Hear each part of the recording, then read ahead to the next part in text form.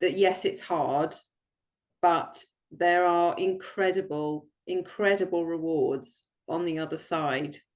And if you can put it first, if you can make it your priority, if you can commit to it, even when the going gets tough, you will reap the rewards, and it will create opportunities for you and a life for you that you would not have had otherwise. I am your liver, the largest organ inside you. I'm like a supercomputer of the body for all I do. So yes, I'm Siena Songbird here today with Elizabeth Wells. Thank you so much for being here. You're welcome. Thank you for asking me. Yes. So I know that you're a proponent, you're a supporter of this liver flushing process. I know you're pretty passionate about helping people with it as well. But I would love to hear kind of like, how did you even get to liver flushing? You want the short version or the long version? Oh, I want the juicy version. You want the juicy version. Okay. Sorry, I'm just making sure my phone's on silent. Okay. So I suppose to try and kind of truncate it a little bit. So I'm 48 years old. I would say that for the majority of my life, up until recently, I was sick, like pretty much from the get-go as a young child. I was always ill. And then as I advanced into my teenage years, I developed a lot of kind of what I suppose we would consider GI symptoms. I was particularly sensitive to gluten. And at that time, during I guess, around the late 80s, no one was really on a gluten-free diet. No one really understood gluten sensitivity. But I would have these binges on gluten because I think I had a very overgrown gut with a lot of pathogens by that stage. And so I would eat a lot of gluten. But from that point on, gluten had a really bad effect on me. And I'd get a lot of GI symptoms, but I'd also get brain fog, lethargy, and I'd feel very angry and depressed. So gluten made me feel terrible. And my mum kind of was investigating what was up with me, and she had the same problem. She had a hysterectomy in her, I think, mid-40s. And afterwards, she developed lots of quite severe gastrointestinal symptoms. And at the time, there was this quite influential diet book called The Yeast Connection by a guy called Dr. Crook. I love that. There's obviously no connection between the name and the book. I mean, he wasn't a crook, and he wasn't a quack. He kind of understood in a way, I suppose, the basic, he had a basic kind of insight that, in other words, pathogens cause GI symptoms. And we both started following what we would call now a sort of typical Candida diet. And that was, taking out a lot of grains, taking out gluten, taking out sugar. But, things just didn't really improve much for me. And then as, I developed into a teenager, my periods started late, and very quickly they were very, very bad, like horrendous, having to miss school, being in lots and lots of pain. And this just kind of progressed. It was like a sort of, a slow avalanche of increasing symptoms, as often, happens with severe congestion. And one thing after another happened. And it kind of blighted a lot of my life, really. It sort of, I was ill a lot of the time. I was depressed. I, really, really suffered. And then I got my first very kind of intense job. I was a lecturer at a university. It was quite a high stress job. I loved it, but by this time, I think my hormonal and my GI symptoms had led to sort of a degree of adrenal burnout. And as a lot of people do in their 20s, they start partying. They discover drugs and alcohol, and I did my fair share of all that. But at the same time, I was working this really high stress job. And then I started working out at the gym 3 or 4 days a week. And I would do these really high intensity workouts. It's like, hey, you know, I'm trying to get healthy here. Right. And, you know, it was a kind of a domino effect. And by the time I hit 30, I developed quite debilitating chronic fatigue syndrome. And it was diagnosed. I had to leave my job. I had intense fatigue, not really relieved by rest, and all the classic symptoms. And when that happened, I think I thought, okay, hang on, you know, this is not right. You know, doctors kind of were not very helpful. Yes. Yeah, and you know, would sort of say, well, maybe you're depressed, how about we try you on antidepressants.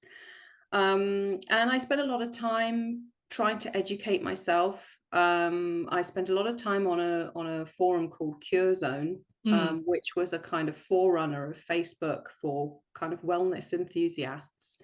And it was very, very helpful. And lots of people on there were trying liver flushing and things. And I remember coming across liver flushing when I was about 30 years old and being quite interested in it. And I did 3 liver flushes at that point, but they were all failures. So none of them worked. I didn't get anything out. And of course, there's nobody to guide me, nobody to tell me, you know, what I might have been doing wrong. And I don't think I was doing that much wrong. It was just that I was so congested that it was just, you know, we know some people just have a hard time releasing stones. And so I just sort of thought, oh, well, I don't have any stones. You know, I just, you know, I'm one of those people who doesn't have any stones. And I trained as a nutritionist by that point. So I became really passionate about health. I did lots of other kind of detox protocols. I experimented with lots of other things. And then when I was 37, I had my son. I sort of recovered a little bit through that time. You know, I was able to kind of have a part-time job, but I never felt well. I had to, you know, compensate for all the difficulties that I had. I had to rest a lot. I couldn't drink. There were just there was a lot of impact on my life. And after I had my son, unfortunately, it was very complicated and difficult, and my health collapsed again quite severely after that. I had not only the fatigue, but then all the mental problems. I had very, very bad anxiety. I think it plunged me straight into perimenopause. I didn't really know what it was. And I was desperate by this stage. You know, I had quite little quality of life. I was always angry, always full of rage, irritability. I found it very difficult to parent my son, who has complex behavioral issues. Obviously, we know why, because he's inherited all my crap. And I thought, this can't, you know, there has to be something. And I've always been one of those people who just wants to, you know, I refuse to give up, I suppose. There's just some kind of core of stubbornness or something in me. And I went back to Cure Zone, and I went back to Facebook, and I think I don't know if I joined the liver flushing group by that stage, but I think I was on another forum, a different Facebook group, and somebody's comment just really resonated with me. And he said, the problem is with Candida diets is if you liken it to kind of a pile of crap or a pile of sewage, you know, the Candida are the flies. They're there for a reason. They're there to clean up the decay. And he kind of put it in a way that I'd never really thought about it before. And I thought, why have I've obviously been spending all this time trying to kill the Candida and kill the bugs, but actually I haven't done anything to change the terrain. I haven't done anything to change the internal test tube or the conditions of my body. So he said, you know, it's liver, you need to do liver flushing. And that was all really, that was the start of it. I went and got the book, really prepped very hard and very thoroughly for my first flush. And I got stones with the first flush. And I remember being so kind of overwhelmed with I think I thought it was just miraculous. And I remember saying to my parents that I experienced a small but really significant boost in Mm, my health. And mm. I just felt in my energy and my outlook. And then I just got the bit between my teeth. And Wow, so, I just got like chills as you said that even that small boost, because it's like your story, it's so beautiful, and thank you so much for sharing some of those details. But the fact that you actually tried liver flushing when you were about 30, you did 3, which is, you know, impressive efforts, and to have nothing, and to just think it's so easy, of course, to think, well, I just don't have stones. I must be the unicorn, you know? that's right. Yeah. Yeah, but then to come back, to return to it, and to have that breakthrough. I mean, just imagining what your body to even have that breakthrough of just the first, even if it's not that much, those first few stones, it's like that movement that happened after so much effort, you know. That was like the dam, like something broke, and so I can Yeah. see how your body, you know, would even just that, it's like it there's like a breath, you know. Yeah. Yeah. Mm. It felt like a eureka moment. Mm. Having said that, after that, my journey was really, really difficult, and Mm. I couldn't get flushes to work for me consistently. So I would flush and flush and flush, and nothing would come out. Sometimes I'd do 5 or 6 flushes, consecutive flushes with no stones. Wow. And there was a time when I think I did 10 or 15 with nothing. Wow. And I had to stop several times because the congestion that was happening behind the stones was crashing my adrenals Oh really badly, God. and it was sending me back into severe chronic fatigue syndrome again. It was awful. The tears I cried, Sienna, over it. The times I prayed to a God I didn't even really believe in. You know, it was very, very hard at times. And yeah, I'm sure we'll get into that. But yeah, it's not been an easy journey for me. And like you didn't have much guidance, or what was your process around kind of No. troubleshooting? Um, I suppose just being a bit like a magpie and picking things up here and there. I used and relied on the Facebook liver flushing group a lot. I asked loads of questions. I kept going back to the drawing board. I kept trying to hack the process in a way that would help me. I tried various drastic diets to see if they would help me release stones. Mm.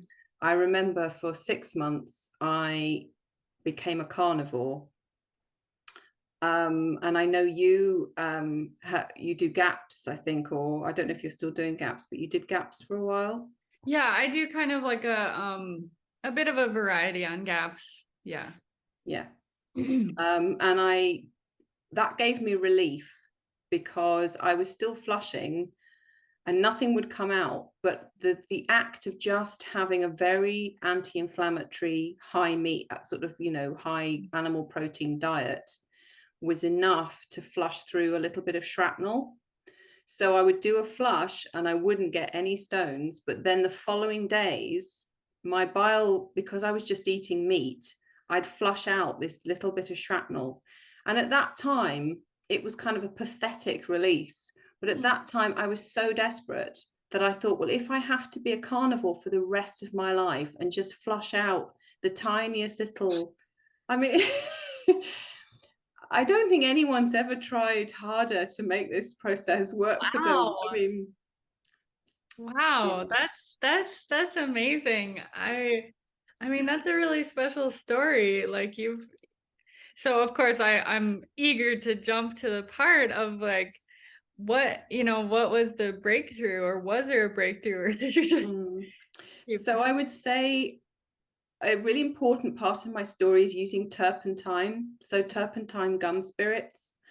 The times when I couldn't flush, I discovered the power of turpentine gum spirits because it's a very powerful solvent. So it had a very good ability to just dissolve. I felt it's a bit like, you know, when you have a blocked drain, and it's full of kind of grease and hair and disgusting scum, and Yes. you get this Drano or whatever you guys, whatever the equivalent is, and you pour it down, and it's like a solvent, and it just dissolves the grease and all the sludge, and it passes. I felt that turpentine at times really saved me. Mm. When I couldn't get flushes to work for me, I would flush and I'd feel horrendous, and my adrenals would crash and I would feel awful, but I would use the turpentine as a chaser. And if I used it for several days in a row, it would just dissolve enough of the blockage to give me relief. So that was a big part of my story. So you were taking it internally by the Yes. teaspoon or something? Yeah. Or were you Yeah. doing it on the sugar? No, I didn't do it on the sugar. I would either have it in water or I might have it. Yeah, it was mostly just in water. I find it just as effective in water as it is in sugar, really. Yeah. So that was. It makes Sorry. me think, sorry, solvent wise, it makes me think of DMSO. Did you ever work any with DMSO? I'm working with DMSO right now. Cool. Yeah. So I don't think I'm working quite conservatively with it, and I haven't it's not something I've kind of really explored with any of my clients yet, because I want always to test everything on myself first. So but yes, I don't know if that's like the big reveal. But yeah, I am working on using DMSO for myself, and I'm really intrigued by it. And I notice sometimes when I use it in between flushes that it gives me a little boost in a way, like, you know, when you along this process, you start to really work intuitively with it, don't you? And you start to notice when bile is flowing and when bile is not flowing. And I've noticed that when I take DMSO, sometimes I get a little lift, like a sort of a mini flush effect, you know, like I just feel like something's shifted, something's moved. Yeah. Well, sorry to sidestep on that one, but the No, turpentine, it's really cool to hear about you using the turpentine in that way. I haven't, I have heard that I'm sort of working my way back into turpentine.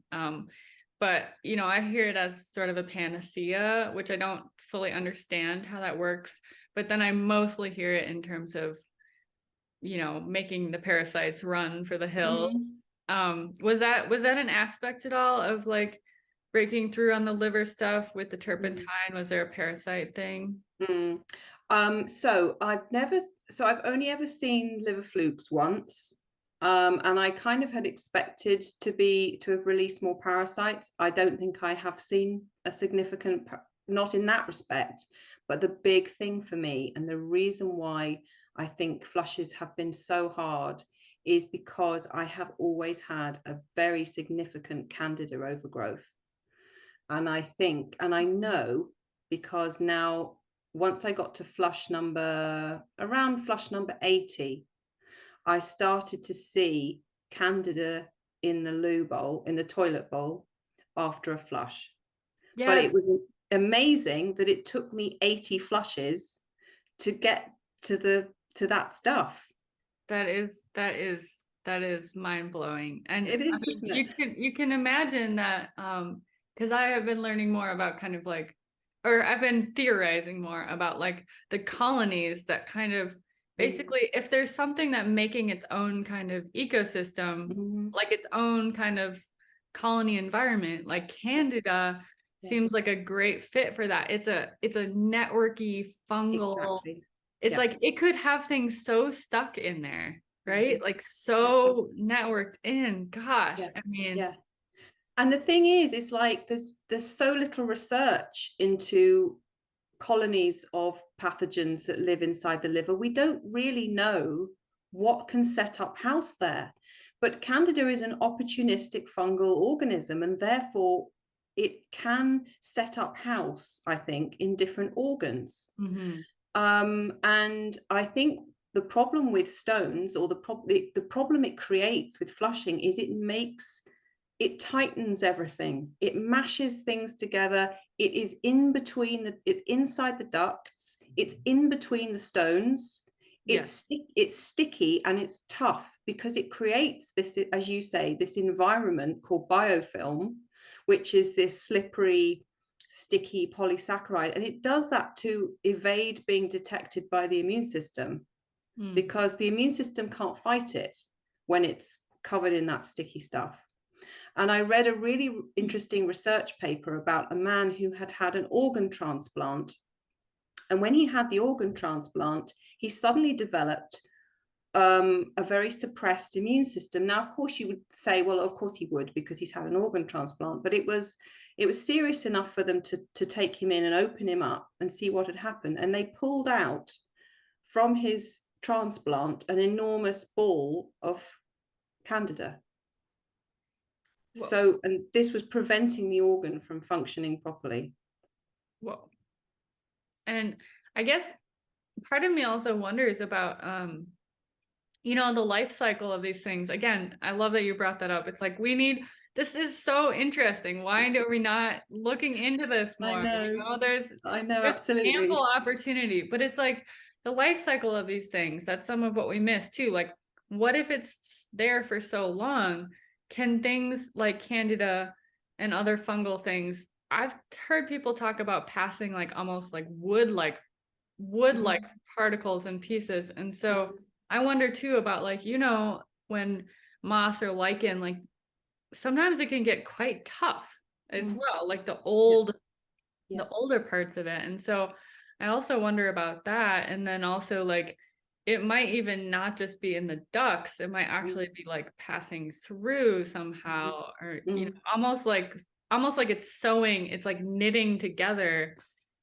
A funny tangent, Siena. Have you seen or heard, I'm sure most people have, unless people have been living under a rock, but have you heard of this series on HBO called The Last of Us? Actually, no. Oh, okay. I don't have TV, so maybe I count as under a rock. Okay, so it's quite funny. There's this huge TV show right now called The Last of Us, which is a post-apocalyptic zombie drama, which is based on a video game. But the kind of funny thing, and why it's kind of relevant, is the reason for the apocalypse is that everybody has got a fungal infection called cordyceps. And cordyceps is just a benign, it's actually a very helpful adaptogen. It's a mushroom.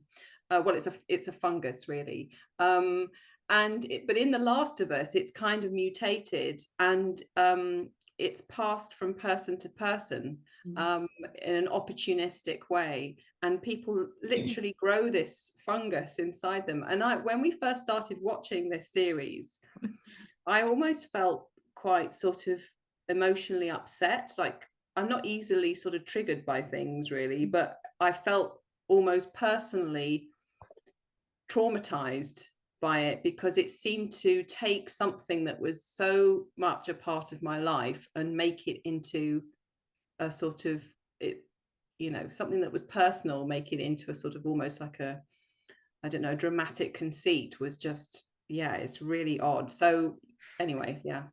Like maybe a little bit, I mean, for beyond just you, I mean, that is intense personally, but a little bit too close to reality potentially. And just for a large, I mean, not everybody's aware of it, but you know. And that's a great point. I mean, how many people are driven, their behavior, their mental outlook, their, you know, people are driven all the time by behavior that comes from, you know, highly adaptive organisms that have set up home in their bodies. Gosh, that's like a whole whole sorry. No, well, speaking of worms, I mean, yeah, I think basically we are very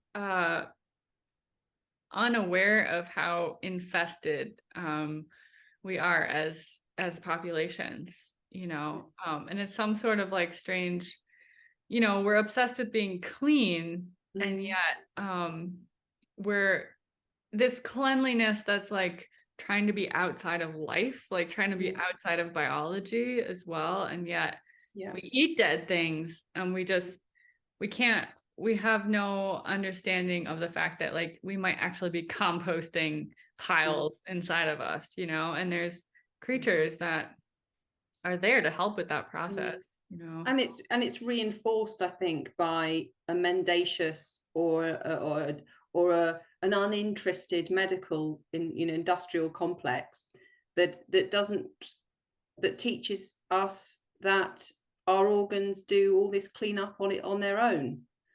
You know, how often have I seen on social media these, posts about, it's rubbish, you don't need to clean your liver, it does it for you. And it's like, hang on a minute, we're living in a world where people are more and more autoimmune illnesses than ever before, more cancer than ever before, more childhood illness than ever before. How are we unable to join the dots in this conversation? Sorry, I feel like I've taken us. No, I mean, there's something there where like you said, there's a reinforcement of a certain narrative. It's like if you look up, there's tons of articles. If you look up something, it'll just say, your liver cleans itself, your kidneys clean themselves. I'm like, well, yeah, they do to a certain extent. And if we lived in a world that was different and we weren't quite so inundated, they're amazing. I mean, our bodies are amazing, our organs are amazing, but we're falling behind. It looks like we're falling behind. I mean, if people were doing well, we wouldn't be saying you needed to intervene, No, exactly. But it doesn't look like people are doing that well. No, and it's an increasing problem.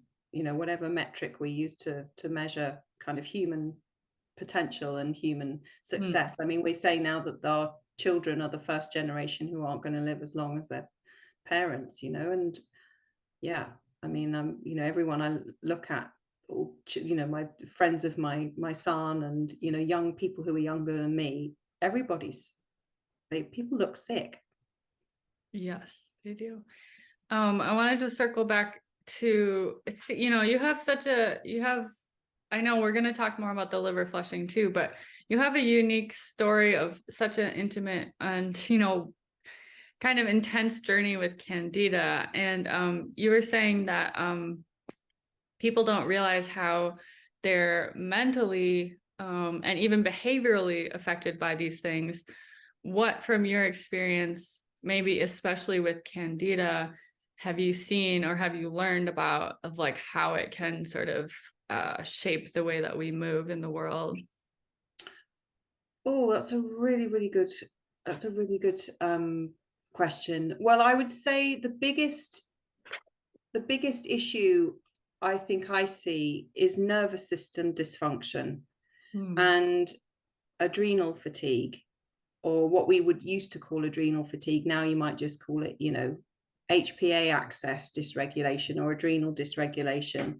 And I think a lot of that comes from, hormonal imbalances as a result of our livers being unable to, deconjugate hormones, process them, eliminate them.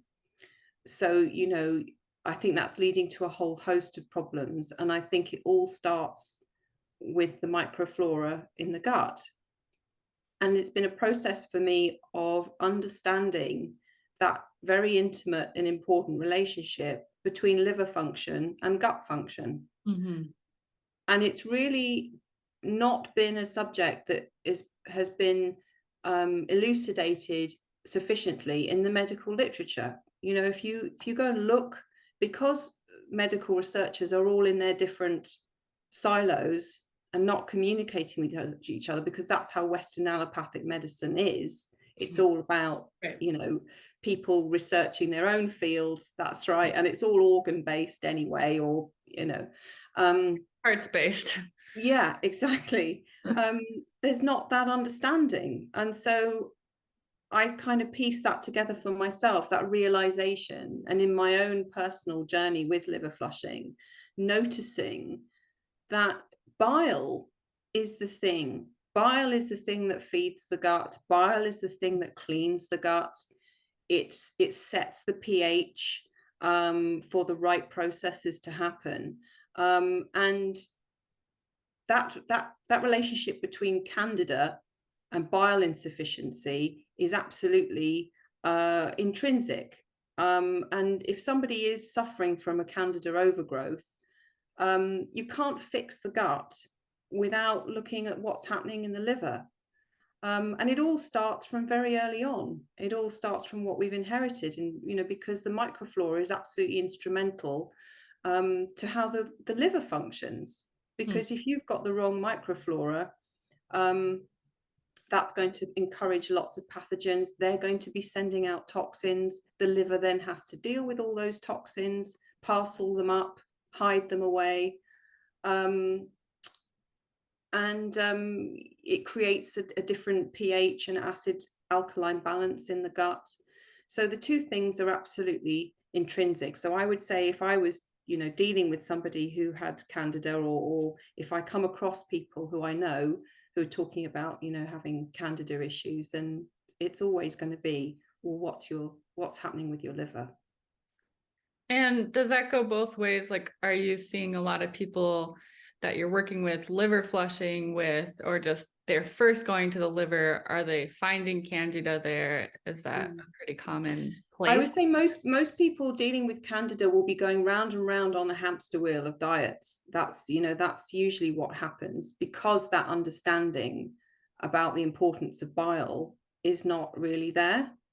So everyone is focused on gut health, and even on sort of social media, you see all these posts about gut health, and it kind of, I'm like, well, where's the relationship between the gut and the liver?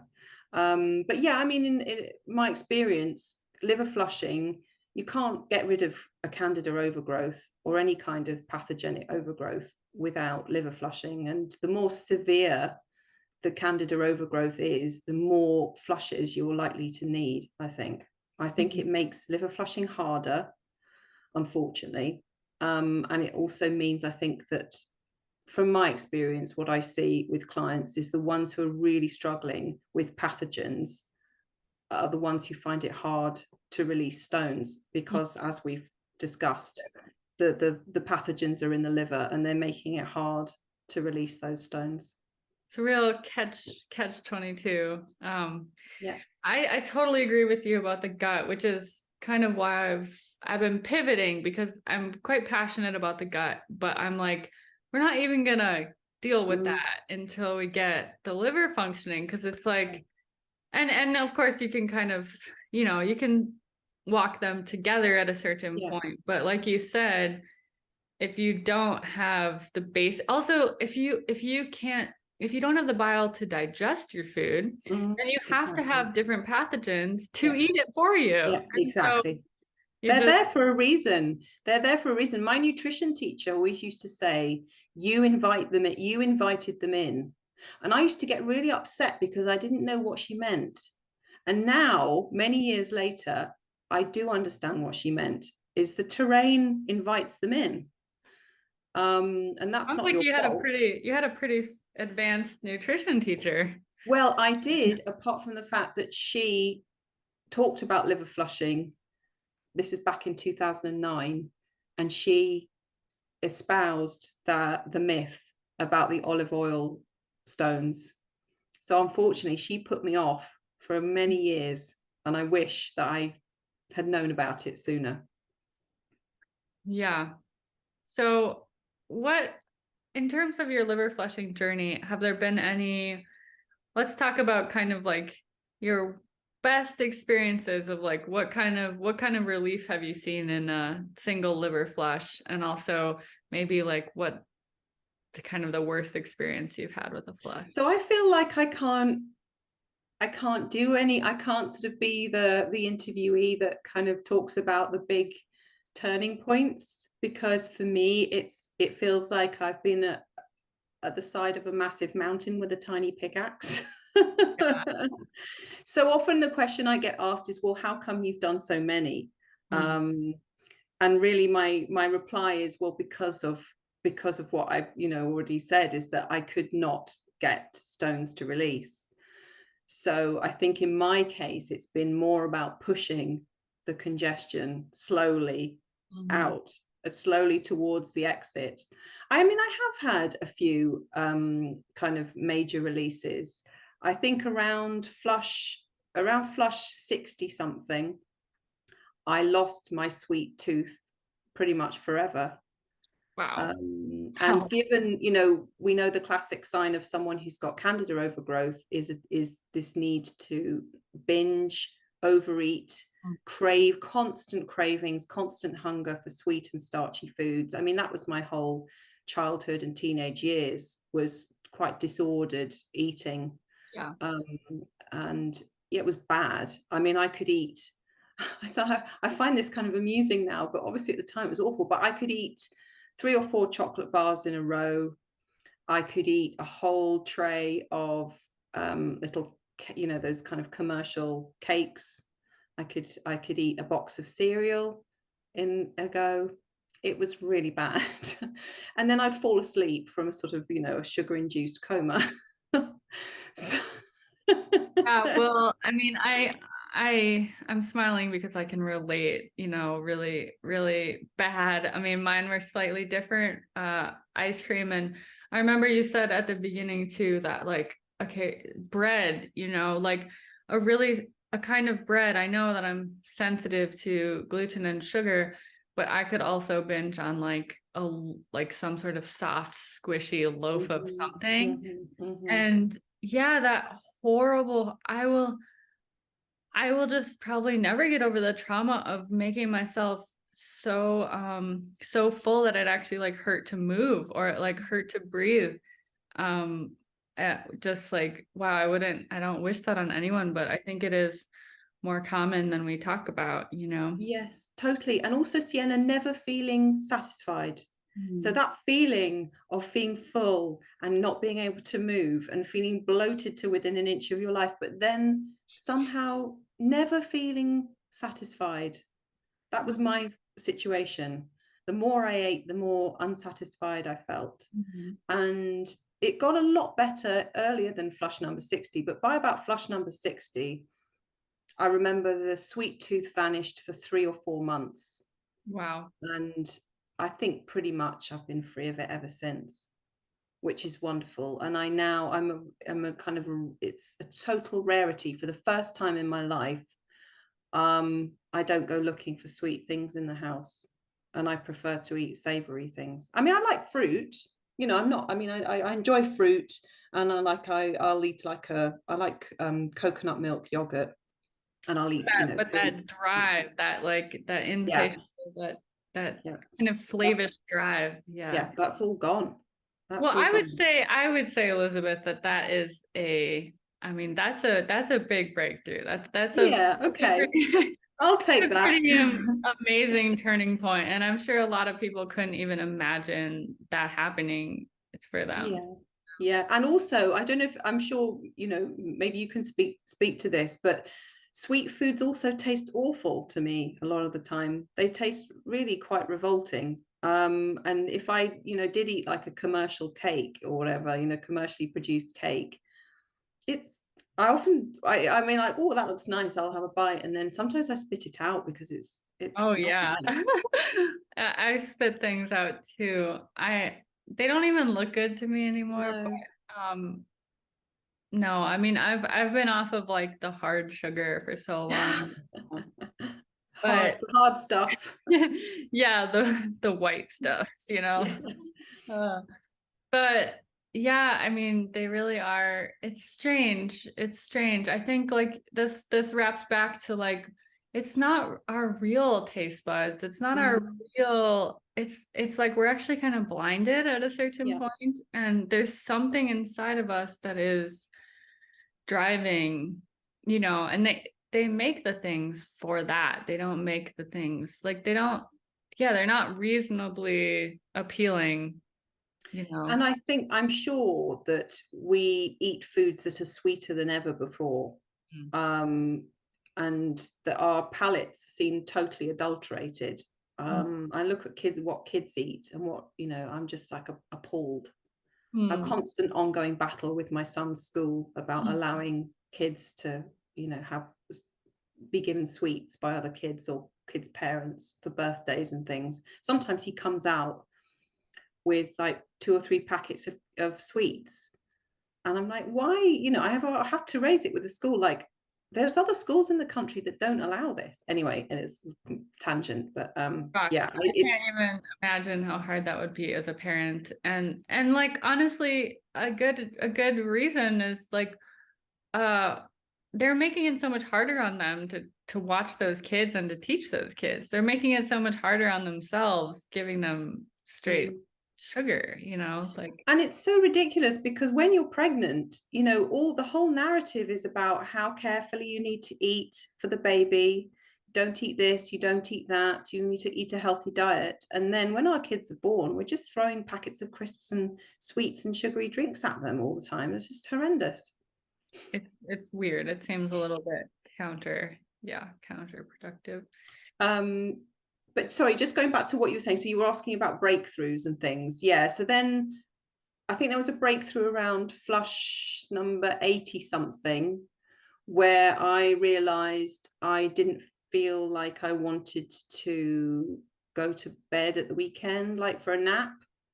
So that felt kind of amazing as well. Like I had enough energy to just, be able to do things. And then I became more creative. So I just felt more creative. And that's been a really lovely thing. It's just this growing feeling of being more creative, my mood just being so much happier, more positive, having more patience with my son, having more patience in my relationship. I used to be so grumpy. I was a really horrible, grumpy bitch a lot of the time. And it wasn't my fault. That was just, what was constantly fighting the inflammation in my body of all these awful pathogens that were sort of, deranging my brain. Yeah, can we talk a little bit more about that? Yeah, sure. Because grumpiness is something I really struggle with, and like I'm really curious about this aspect because I get when I get in those emotions, which like especially the livery ones, like frustration, irritability, grumpiness, kind of the anger, that kind of flavor profile. I often get really stuck. Like I get an emotion and feels really stuck. And I think that I imagine that's gotta be liver related because it's like inside of our liver things are stuck. Yeah, definitely. And I think, in Chinese medicine, they might talk about damp heat, and the stagnation of the qi. Your lymph gets stagnant as well. So yeah, I mean, the whole anger thing. Yeah, can you just take us through, like, is it a gradual process? How did you see that kind of shifting in life? Yeah, I would say again, not major turning points for me. It's been a gradual process. I would say that over the last year or two, so last year I made the decision to flush every week. And prior to that, I'd done it in a much more traditional way. I think the year before that, I was flushing every 2 weeks. But for many years, I was only flushing once a month. And so when I made the decision to flush every 2 weeks and then flush every week, then I started to see more smooth mental function. And, because it just stands to reason, there's just less time you're spending with your own congestion. So it's been a gradual improvement for me. But I've had periods of retracing, which I've talked about on some of my content, where I feel that stuff comes up from my past. So for a while, I was dealing with like very tired after lunch, very, very tired, like desperate just to go to sleep. And that hung around for about a month. But I knew it was just retracing because there was a period in my 20s when I was like that all the time. So for me, just it's like going back through historic layers. But getting back to your point with the anger and the mood issues, I think that's just been a gradual, steady improvement. But definitely the last year in particular, I think I've made big strides. I had a very big release around flush 80 something. You know, when people, I've seen your amazing boulders that you produced, but I didn't have anything like that until and then actually I've never had anything quite as big as that, but I have had some huge releases, but that didn't come until much more recently. So I'd say when I around flush number 80, I started to see really big releases and also a lot of sludge. Okay, cool. Yeah, I wanted to address that with you because you made a comment on one of my things, and actually, I've been developing a couple like more physical maneuvers that I've been using, and around that time, like right before that flush, was the first time I sort of did this certain kind of physical maneuver, and I feel like it like unstuck some of the edges of things. And you made a comment, I think, that was like that you don't think that they're, I mean, I know I'm not claiming they're stones. I think they're small stones, but they're compressed into clumps.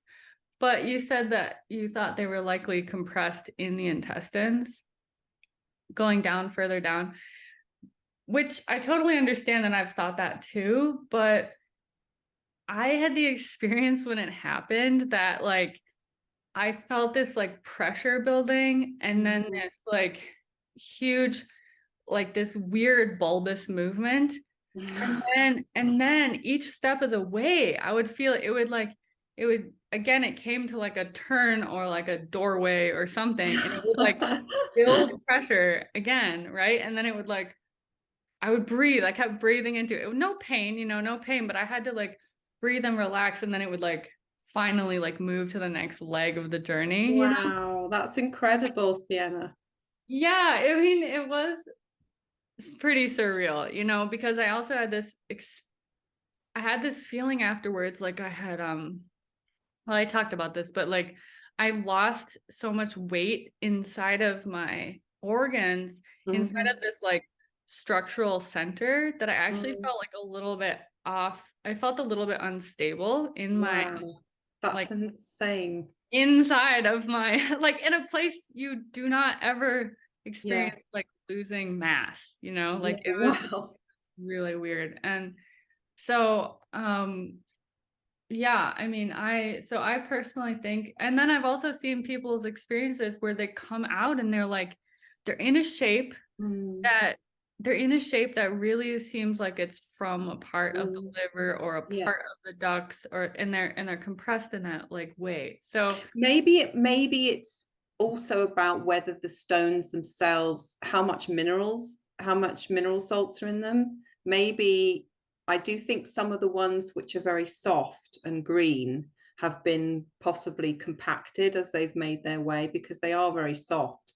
But maybe the ones with the mineral salts, the partly calcified and the fully calcified ones, maybe they come out in that shape and they stay that shape as they move through the intestines. Yeah, it's all, it's a mystery. It's a mystery. We're on the, I feel like I'm on the frontier of like, the experimental investigation, which is, I do too. I do too, and I wouldn't have missed it for the world, even though it's been horrifically hard at times. It's when now I've got to this stage, I'm really happy that I've done what I've done. Can I just ask a quick question? When you had that big release, which I was absolutely fascinated to see, did you have a cleansing or a detox period of post kind of flush? Oh, well, that's actually funny because I thought I was like kind of okay. Well, like I said, I felt really unstable and I felt pretty not okay for like a few days. And even the video that I made when it happened, I was like, you seemed a little, I mean, wispy. not out of it, but Yeah, like wispy. Like I was like, yeah. I basically felt like I had pretty intensive surgery. And Mhm. I was pretty wiped out for a while, but then I just love that you asked that, because like later on I was trying to like think back, and I was like, what caused this? And then I was Mhm. finally like, oh, it was the liver Mhm. flush. Because that liver flush, I was like, things are never going to be the same. Like, Mhm. this is a turning point for my life, you know? I got COVID. I got COVID 2 weeks Mhm. later. The like, you know, um the one from the, anyways, I'm not going to talk about it right here, but Mhm.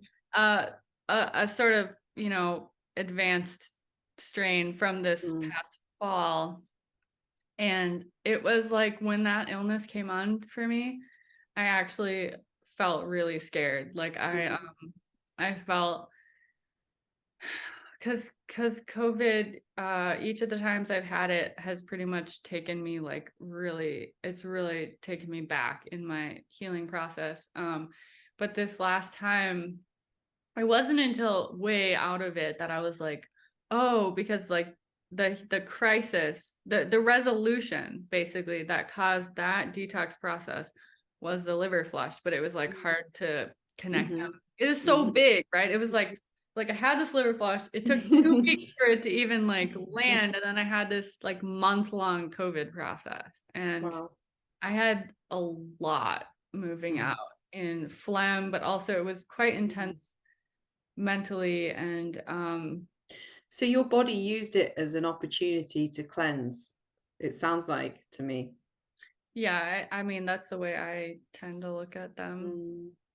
Mm. I didn't have COVID, but I did, it's reminded me, I did around, this is a few years ago now, I remember doing a successful flush and then being on the phone to my friend like a few hours later.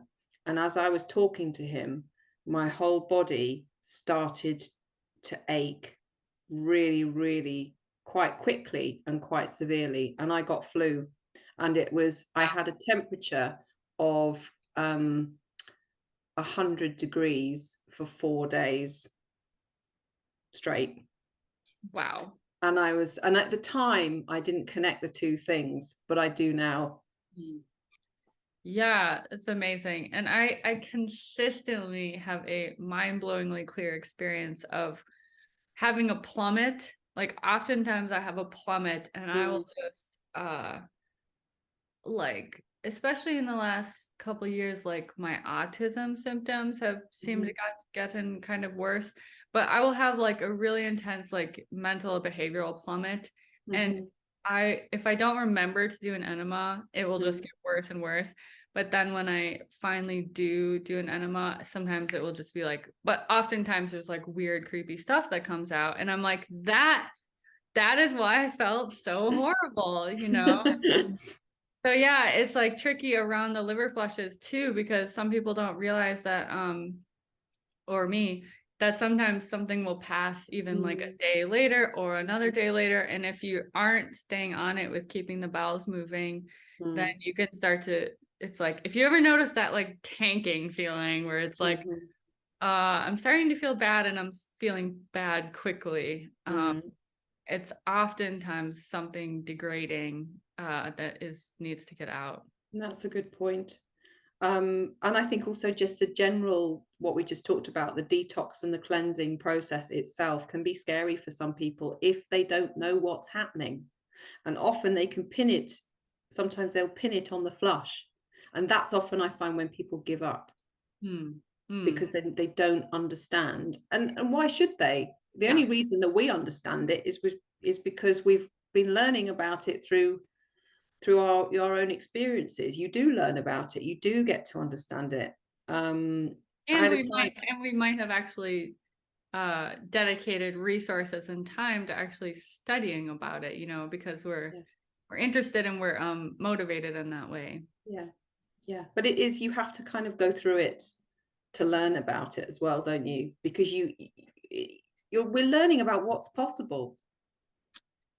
Yeah, I try to talk to my you know, I'm doing this guided flush group thing for people Mhm, that want more, kind of like want more support, and try to give them a good warning, because really healing is like no joke, you know, like it's not for the lighthearted. And like you were just saying, like you can't really prepare people, but it's like our body has put things into latency. That's like a Chinese medicine thing too. And what we're Yeah. doing is we're like opening it back up. We're like Yeah. looking in the basement. We're like, Yeah. we're gonna like So start true. unpacking things. You Yeah. know, who knows what's in there? It's scary Yeah. down there. It's like, It's Pandora's box. yes, exactly.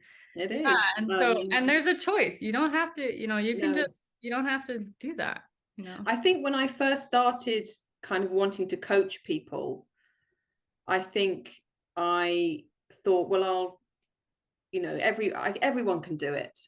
And I've actually now refined my thinking around it. And actually, when I talk to people about it, if they sort of do a discovery call with me or whatever, I'm actually fairly transparent now. I mean, I am transparent, and I put a big red flag. I'm like, are you, can you do this? Is this what you want? Because it isn't going to be easy. It's not a 3-day juice retreat in Thailand. If you want to do a detox like that, there's plenty of them. But often people are desperate. I think some, liver flushing attracts people who've really got, many of them, to the end of what they can do with other methods. And that's when they're prepared to do the deep work. Yeah. And just just bringing that reality too of like, this isn't a one-time thing. This isn't a 3-time thing. Like, I mean, you're talking about, so what number are you on nowadays? I've just this past last week, I finished 140. So how long have you been doing the weekly? I've been doing the weekly for just over a year, I think. Last February, I started doing it. I was doing it every 2 weeks in the year before that. Yeah. But I got fed up with the congestion and it being unpredictable. I remember last February, I went on a mini break with my best friend, and the congestion ruined the mini break for me. Yeah. And I was like, this is crap. And I'm it's not going to get the better of me. When you just get the bit between your teeth, and I'm like, I'm coming for you. I'm coming for you, liver. You don't know what's coming. And then I spent the next year flushing every week, and it's been fine. It's been more than fine. It's been great. I've made bigger strides this year than in any previous period. Wow, that's amazing. Well, it's cool because my first interview was with Liver Flush Maestro, and he has never done, I know, more often than 2 months. I know, Jeremy. Yeah, but he hasn't been dealing with such bad health or such symptoms. But so it's like we're going from every 2 months, and now we have someone saying every week that she's doing. But I also, you didn't start that way, and there's like, I think there is like a heavier lifting at a certain period, and then you can get to a place where that you're not being as depleted, you can handle it. Exactly. I think you got to watch that, like not depleting yourself too much. Yes. Yeah, absolutely. And I think that's, it's a really good point. And with some people, if they've got it's a very delicate balancing act, because they've got a lot of nervous system dysregulation, and you've really got to find a way to support their nervous system while they're going through this. So yeah. But then I still strongly feel that the congestion was worse than the depletion. And sometimes it's hard to pick apart which is which. The congestion would make me feel depleted, right? But actually, the problem was the congestion more than the depletion. And so, when you've gone through a flush, obviously, then you have to try and address all the most nutrient dense things you can do to help yourself. But it's a tough one. And with all of your experience with the adrenal issues, I'm guessing you have a pretty nailed down system for taking care of your electrolytes and supporting. Yeah. And I'm a big fan of not doing restrictive diets. You can't do people sometimes want to do a really restrictive diet with a liver flushing. I'm like, no, that's not going to work for you. You've got to you've got to find a way to really nourish yourself. Otherwise, you're going to hit a brick wall really quickly.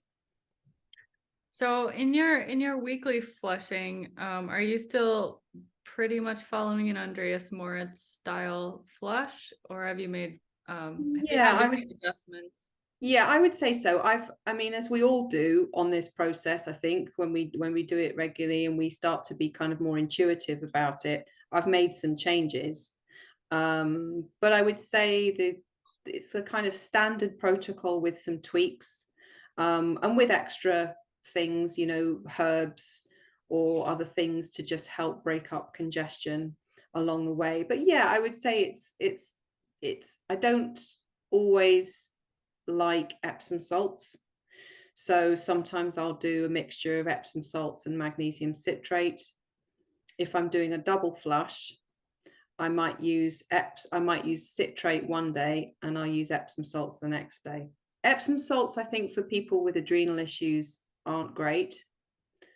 And especially if you're flushing every week, you've got to be careful. So I find magnesium citrate pretty much almost as good. Have you tried with magnesium chloride? Do you know what? I haven't, because I think I was concerned that it wouldn't relax and dilate the ducts enough. Have you tried it? No, I haven't, but I don't love citrates. And so I'm curious about it, but I haven't spent one of my flushes to test it out yet. But Yeah, I mean, I looked it up. I did consider it because I really like magnesium chloride. I think it's great. But I'm not sure it has the ability to relax and open the ducts in the same way. And I've been too cautious to try it. But I'd be really interested to know if it yeah, if it I works. might have to try it because I just don't really like the citrates Yeah, yeah, for the gut stuff. yeah. Yeah, so any along your journey have you so you're doing it once a week. Do you do it on the same day? I'm actually doing it twice a week. Twice a week. Yeah, I know. I know. Do you know, it's funny. I'd tell you why quickly. I had the whole of last year I was doing it weekly, and every single flush was really productive. So I made a lot of progress very quickly. But around the turn of this year, my productive flushes diminished. And that was quite a blow to me because I kind of thought, oh, I've got this sorted now. But what I think is happening, and I've talked to do you know the liver flush gal on Yeah. yeah. So I talked to Marta about this and we kind of discussed it. And I think that what happens is the deeper that you go into the liver tissue, the further apart maybe, or the more widely spaced some of that congestion is. Mhm. It seems to be a bit more sporadic. And what happens is you, instead of having productive flush after productive flush, you start to have to just again go back to pushing the congestion inch by inch towards the exit. And it gets difficult again. It gets difficult again because you're going deeper. So unfortunately, I started to get unproductive flushes again. And I cannot bear, for me, the physical issues is I can cope with now, but I can't bear the mental and emotional issues of congestion. I can't bear the depression. And for me, one of the side effects of congestion, if it gets bad, is depression and irritability and the same mood issues I had in the beginning. So I was like, there's no way I want to cope with this again. So I was like, okay, like I was before, I'm like, okay, you're not going to get the better of me. I'm going to hack this and I'm going to get it working for me again. And I know people who double flush, and I've never really been able to do it because sometimes in the morning after a flush, I still feel pretty nauseous. And the idea of drinking more oil, you may as well ask me to fly to the moon. I'm not going to do it. So I don't do it. I'm not doing it like that. I am doing the whole process again. So I will eat normally, and then I stop at lunchtime and I just do the same process again and flush the next evening. And it seems to work for me. And I'm getting loads more success again now, because I think the first flush is softening and eliminating any stagnant bile that's sitting at the exit of the common bile duct, and it's lubricating and opening everything ready for the next flush. And the next flush is the one that's sending the material out. So you do them 2 days back to back? Yeah. I see. Yeah, I actually, yeah, I've been kind of perplexed about the double flushing too, because one time it worked amazing for me in that my first flush, like the evening flush, wouldn't have been productive at all. And then I had a really great release in the morning. But then I've tried doing double flushes, and for me, it seems like my body doesn't feel as up for it in the daytime or something. And it really messes with the day too. Yeah. I And don't like daytime flushes at all. I can't get on with them. I've tried them a few times, but I feel quite toxic. I get a horrible headache. And the thing is, I work full time, so I can't do them. And at the weekend, I need to be there for my family, so I can't take the weekend off to do them either. So for me, doing them in the evening is the best solution. have you, yeah, well, I'm glad that you found something that is currently still working for you. And the sustainability is really important. And of course it's like when you have that taste for what it could be like to feel good, it's like you want to go for that, and so thank you for kind of experimenting on that edge for all of us. And yeah, it's inspiring, and I'm looking forward to seeing how you feel in this next year or two. So far I've noticed that it's like last week or the week before I flushed the first day and it was unproductive, and I felt my mood go almost immediately. I woke up in the morning and I thought, this has not been a productive flush. I don't feel good. I don't feel happy. I felt quite anxious. We've got stuff going on with our roof that was making me really anxious. And I thought, I'm not. So anyway, and then I did another flush the next day in the evening. And I woke up the next day and all that negativity, that anxiety had just gone. And it was just so wonderful. And this is why I do it so often, because I've been doing this process for 6 years. I'm ready to be well consistently. I know that I can, and I'm determined to do it. Yeah. And I'm not going to let anything get in my way, because once you discover, as you say, that taste of what free flowing bile can do to you emotionally and physically, but emotionally is so special. It's such it gives you so much in terms of your connection to other people and to the world around you, that it's addictive. You don't want to give it up. Worth fighting for, huh? Absolutely. Yeah. That's beautiful. Yeah, and as long as you have it, working for you in a sustainable way, and How many flushes have you done now? I think I honestly need to do a little bit of bookkeeping and just make sure that I have my numbers right, because I did a series of flushes and then I was kind of scared off. I started following medical medium, and he's really anti liver flushes, and so I took about 5-6 years off, not really for my benefit, but yeah, back at it again. So I kind of see them as like almost kind of two separate chunks, but I'm around probably 30, 35, something like that. Okay. And is that 30, 35 in this round, or 30, 35 including the ones you did before? Including them. Yeah. So, but I have had some extremely productive flushes. I mean, where I'm like, I didn't even collect everything, but like, this is like a pound of material. I just can't even I That's just can't believe amazing. it. And someone did say, I had some like black edge Mm. stuff and some, some darker stuff. So it really has helped me understand why I've been so ill for so long. And like you said, like someone might be like, wow, you've been flushing every week for a whole year. But the thing is, how long were we sick? And Exactly. even before like consciously aware of how sick we were, how Mm. long were we sick Yeah, before that? You know? yeah, And yeah. and also what really excites me is like we got this from the generations before us, and like what would it look like to create humans from a place of being like way more Amazing. clear? Yes.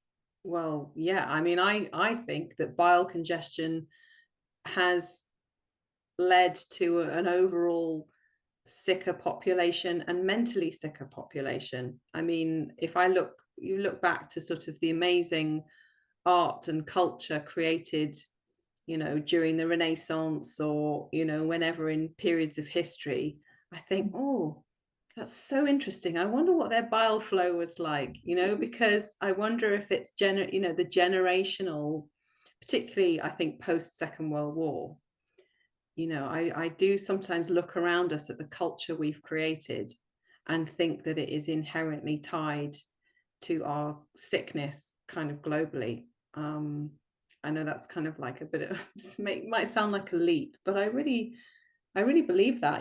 People with kind of clean livers, you just think differently, Mm. and you approach the world differently. And I don't feel like I'm the same person that I was, you know, 20 or 30 years ago. I feel like I haven't even reached my full potential. Yeah. Yeah, Jeremy was actually talking about that too, how he actually, like really far deep in the path of liver flushing, his mental capacity came back and came on in such a way that he was able to go back into the kind of like creative, engineering work that he had to stop. And I was wondering if you had the experience too, like, you're theorizing on the bile flow and our mental capacities. Have you noticed shifts in your mental capacities? Definitely. Yeah. I would say sometimes, I still do have days where congestion makes me feel a bit like I have kind of ADHD or something. It's not like, I'm not saying that it's reached a consistent high and I'm like that all the time, but I would say I'm like that more now than I was. I think for me, it's being able to be able to take more on. So for a long time, I couldn't work full time. I work full time now. I coach. I have a busy family life. I have a busy social life. Um, I can do pretty much what I like. Mm-hmm. And for a long time, my life was really restricted. And I'm excited to see where I'm going to go, like I feel there's kind of untapped sort of potential there. And it's really fantastic to be able to say, well, I actually, I'm not far off being 50 years old, but I feel like in my 50s, I'm going to do amazing things. Yes, Yeah. yes, yes. You don't even know you don't even know what you're capable of, and you're just it's like sure you're getting older each year, but it's like you're actually turning back the clock on your potential and your vitality. So it's like what is possible? And also just like things like physical things, like some of my hair's growing back its natural color. My teeth are healing. So I had a very severe erosion all on that side because I suppose my oral microbiome was really messed up. And my dentist said, well, that's a problem. Your teeth are getting really thin. There's nothing that you can do about it. And about 2 years ago, I noticed that they were remineralizing. Wow. Wow. Yeah. So Now that's a cool. that's a really big hope, that's a really hopeful sign because yeah, as the outward expression of our bones, it's like it's so important what's going on with our teeth. And yeah, I think that's also an epidemic that's happening is some teeth, some jaw, facial structure, bone structure issues. So it's like, yeah, you keep mentioning bile flow, and you know, Martha too often says bile flow equals life flow She does. phrase. And It's a it's great like, phrase. it is a great phrase. Yeah. And I'm so excited to continue to like unpack that phrase, right? Because um some people are like, what? It's the liver, you know, isn't the heart important? Or what about the brain?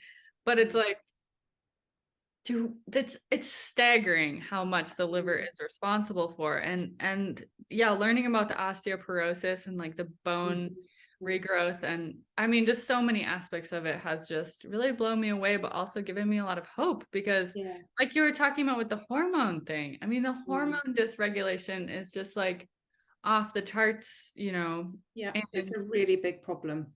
for It's a all really, of really these big things problem. to be connecting back in, for Yeah. all of them. You know, I learned something the other day about, so, you know, one of the things I've observed is how girls are reaching puberty younger Mhm. than ever before. I mean, you know, we're talking kind of 8 and 9 years old. Mhm.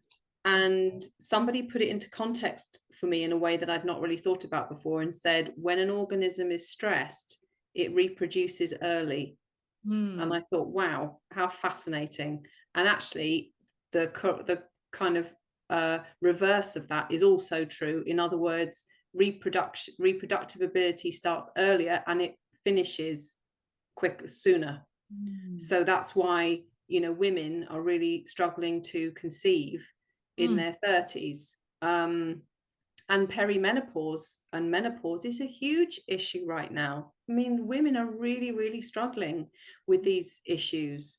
And thank God I know what I know now, because I'm sure I'd be on HRT, you know, if I hadn't discovered, you know, what the power of liver flushing for rebalancing hormones. Mhm. I feel, you know, a lucky escape. Yeah. Oh God, it's heavy. It feels heavy on my heart, just Yeah.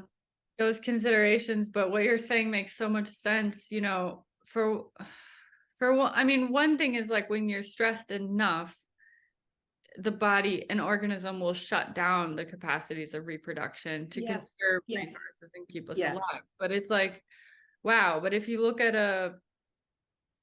if you look at a civilization of organisms, like a stand of plants Mm, or something, if they are stressed, then mm. yeah, they'll go to seed, Yeah. right? They Yeah. will Yeah. reproduce. And oh God, just wow, you really just put something there for me and articulated it in a way that is Mm. really moving Well, to. I mean, as I say, I learned it from somebody else, and I was like, wow, yeah, I hadn't really thought about it in those terms. But so And interesting. we're One thing, ending earlier too. Yeah. yes, yeah. And the whole organism it's maturing earlier, and, you know, probably not going to live as long.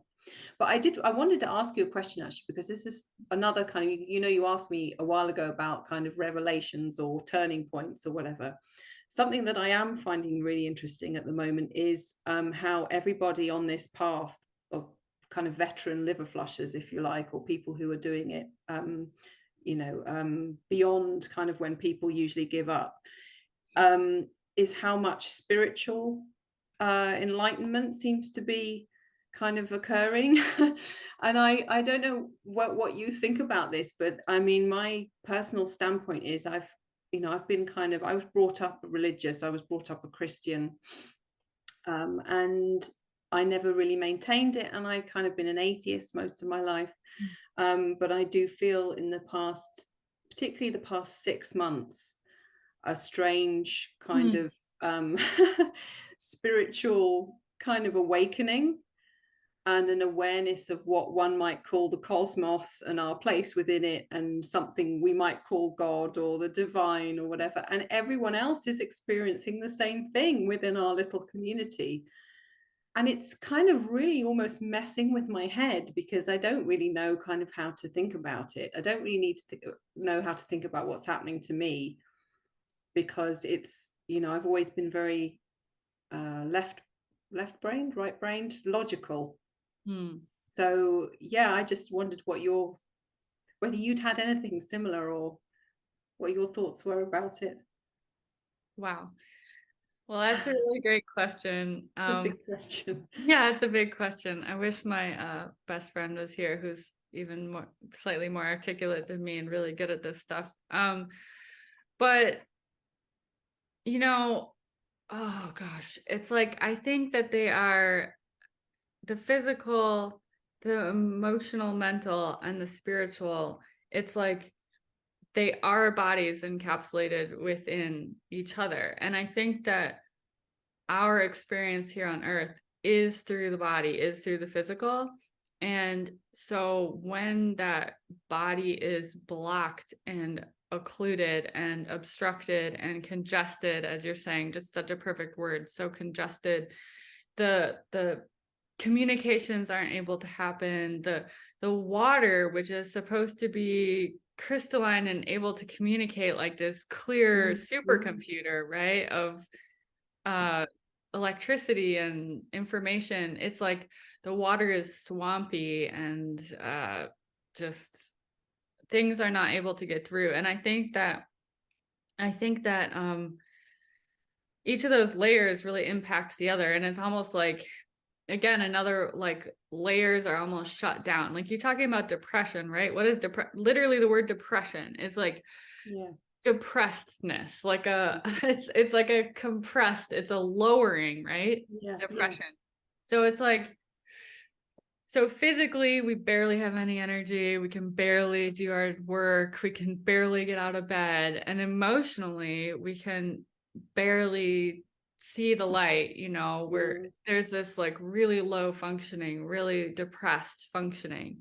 And I think on a spiritual level, that comes even after that. It's like the spiritual level is also just, it's like completely collapsed. It's like, it's not accessible until it's you lost in the noise of the congestion of the body, isn't it? It's like that tuning fork that we should have doesn't work. Yes. Or I'm seeing it like almost like the structure needs to be set. Like it's like instead of being okay, it's like collapsed in a pile of like fungus. It's like basically it's a compost pile. You know what I mean? But like our structure is supposed to have like space in there, like the electrons moving around the thing. It's like there's water, there's space, there's breath, there's oxygen, there's light, Yes, you're and right. when the body is set, when like the physical structure is set, then the emotional body is set, and it's like almost like a scaffolding. And then from there, the spiritual body has like a chance to interplay through these vessels. So I imagine, and this is something we speculate about, just like what is even possible, because you have to get there in order to know what's possible. And like so few people have put in the work to get far enough on the liver flushing process and path to find out what happens at these different stages. So I have a strong spiritual life, and work with a lot of indigenous traditions and plant medicines, and like have a pretty strong practice with creator. But I will say that I'm looking forward to it opening up in a more like embodied and natural way for me, like something that isn't, it's like I can, again, mentally I can really get there and break it down, but I want to have it flowing through me in a more clear way. And so yeah, congratulations on that. And of course, like we're also in the quickening. So like you were mentioning, it's not just me, it's my community of people who are on this journey together. And I do think that in this time of the quickening, that you're going to have to explain that term to me, Siena. I'm not familiar with it. What is the quickening? Oh, well, like we have been, I think of it as like we're basically you've given birth. So it's like in terms of the eras of civilization and like the world, we're in this transitioning of the epoch. And we're in basically the transition time where it's like the squeeze, you know, kind of like that's the pushing time, but it's also like the time when like you can just have your skull crushed, you know, like Wow, that's really profound. You know, you were saying earlier about getting chills, like when you were just talking then about the structure of the physical body and the divine body was giving me like proper chills. You articulated that really brilliantly. I mean, you've obviously kind of evolved your thinking around the spiritual connection. I am coming to this kind of cold almost. So for me, I don't know what to make of it. And sometimes it scares me because it doesn't scare me, it excites me, but it does also feel profoundly destabilizing because the bedrock on which my consciousness has been built for 46 odd years is now changing. And it makes me think, wow, if we're all awakening, all having this spiritual awakening, this calling towards the divine, then it must be real. There must be something in it. It isn't that we're all under some kind of collective delusion. I really am coming from a place of atheism. I mean, you can hear it, what I'm saying, but you know, I always thought that religion was just an aspect of, I suppose, in a way, the need for humans to have ceremony and ritual to unite communities, and to unite people. I suppose I always thought about it in a fairly anthropological way, but now I'm seeing it differently and it's really weird. Wow. Well, thank you for your reveal like that, your vulnerability in sharing where you're coming from. And what an amazing, it really strikes me as like, oh my gosh, we also really need to set up the scaffolding to catch people as this emergence is happening, as the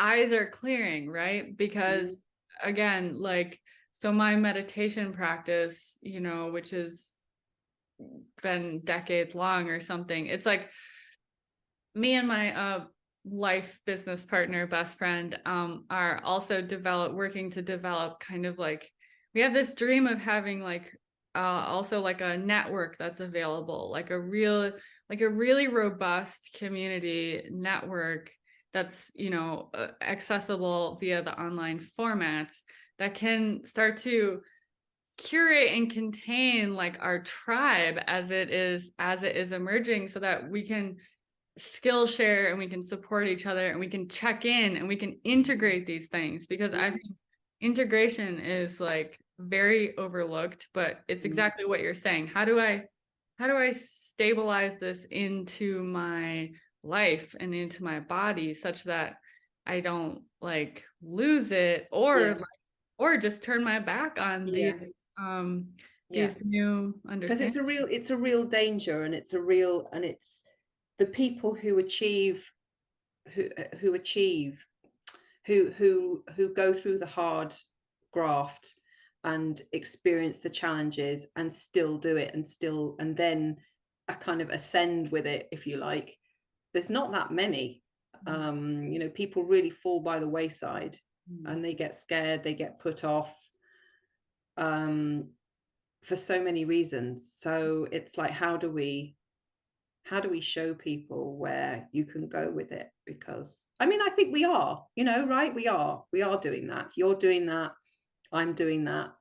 You know, Jeremy and Marta and Kyle and Kim and lots of other people who I keep in touch with, you know, through Instagram, and Adam on his podcast, Adam Parker.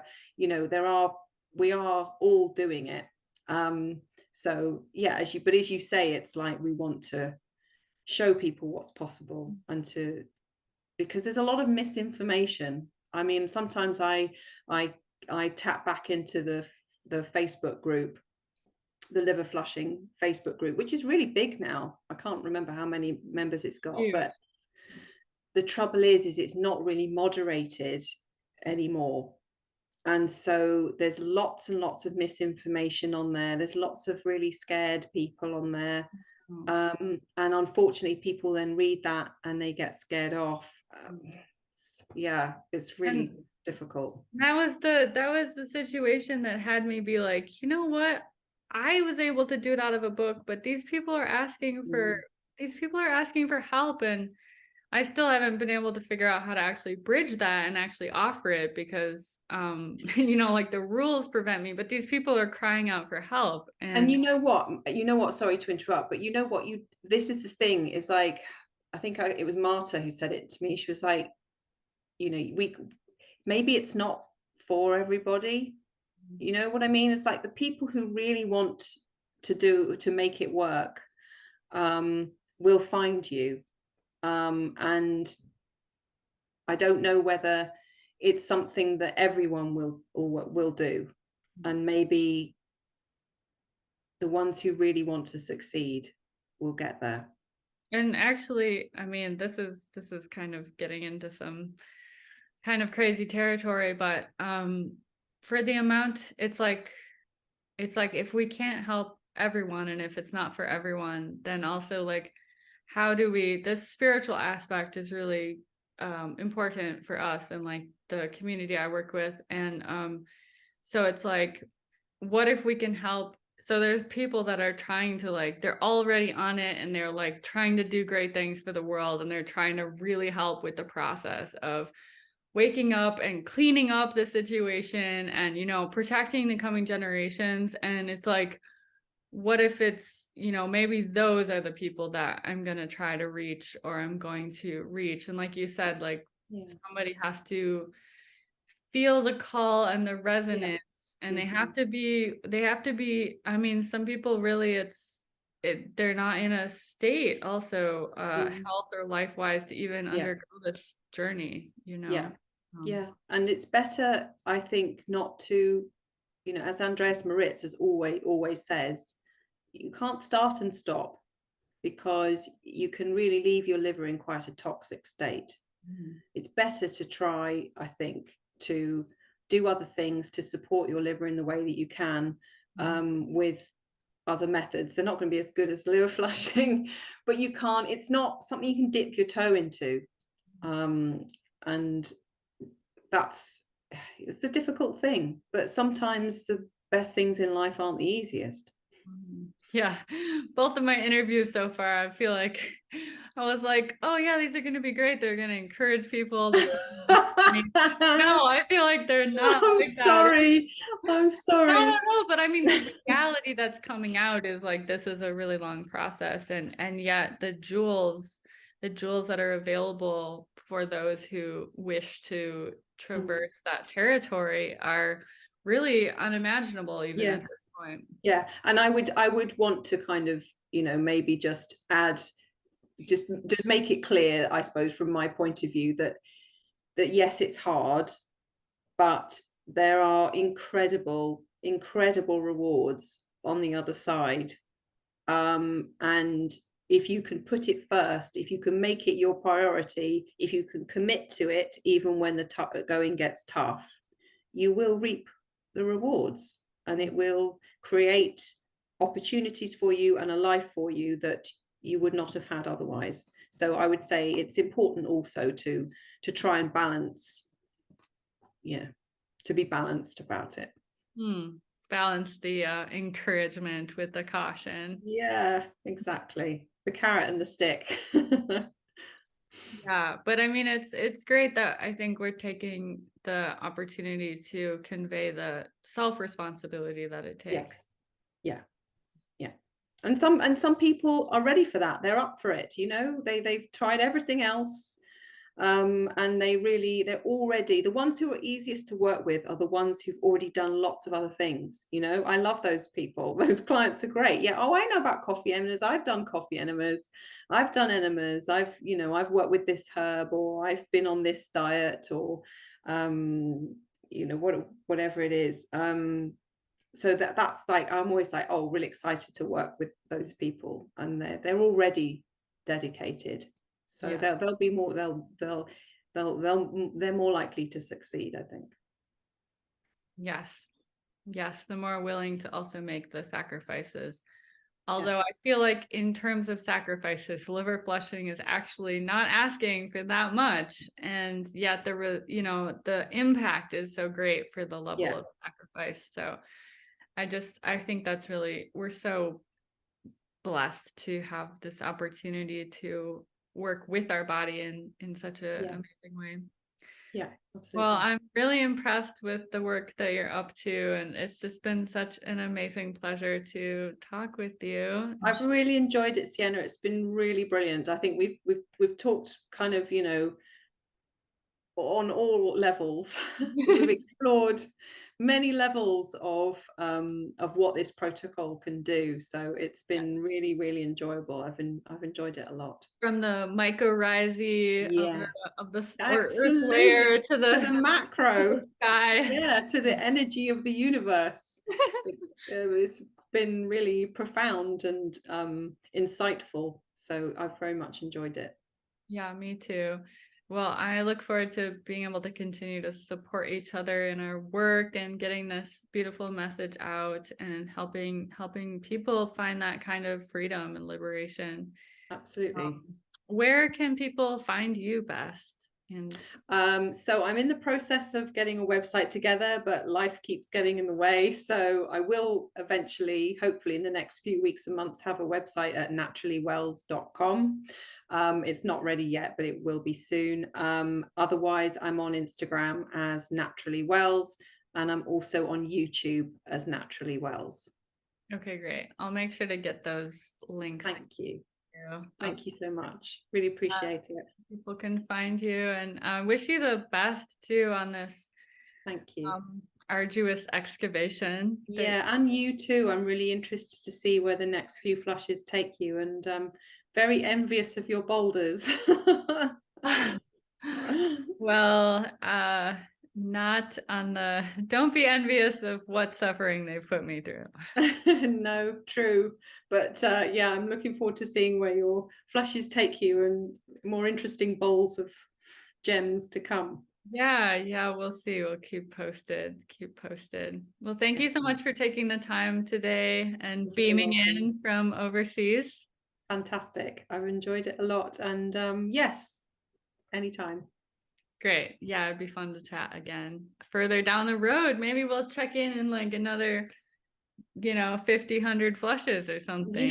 Yeah, that'd be great. Yeah, I'd be totally up for that. Great.